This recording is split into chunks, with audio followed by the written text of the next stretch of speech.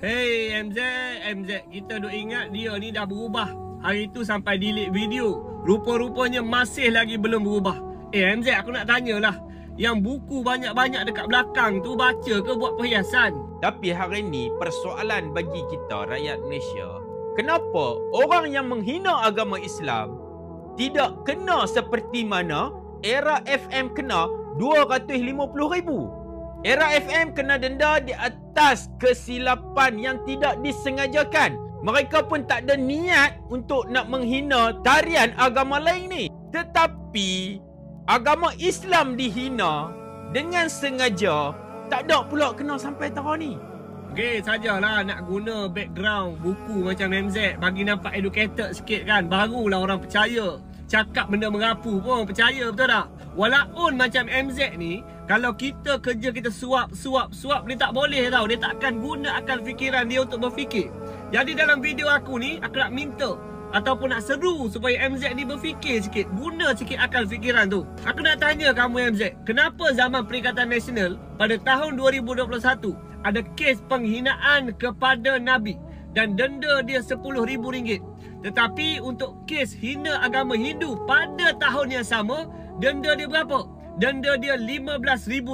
Menteri Agama kata apa? Dia kata undang-undang yang ada ni sudah pun memadai.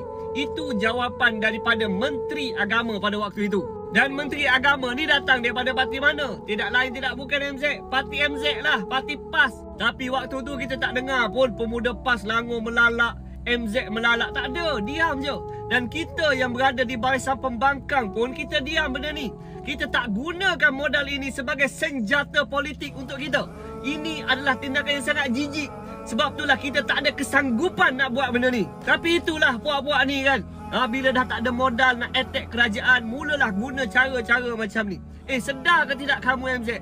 Setiap daripada usaha pemecahan yang kamu buat ini tidak memberikan apa-apa kebaikan kepada negara kita. Ingat, di negara demokrasi ini, kita sebagai rakyat juga ada fungsi kita sebagai rakyat. Kita ada tugas yang perlu kita pikul. Bukan kerja je nak pecahkan rakyat semata-mata. Undang-undang itu tidak digubal. Dan bila ditanya kepada menteri, dia kata undang-undang sedia ada sudah pun memadai. Tetapi kerajaan hari ini yang buat perubahan, pemimpin dan menteri yang ada pada hari ini, yang berusaha memperketatkan lagi undang-undang ini. Dulu berapa maksimum dia? RM50,000. Sekarang berapa maksimum dia? RM500,000. Sebab itulah Radio Era tu kena RM250,000. Buku bukan main banyak dekat belakang tu. Hang baca ke tidak? Kalau hang ni jenis suka membaca, hang akan cari fakta ni. Hang akan cari supaya hang dapat kebenaran, barulah hang buat video. Tetapi apa yang kita lihat hari ini sekadar memainkan sentimen nak bangkit emosi rakyat. Tak bertanggungjawab tindakan macam ni MZ.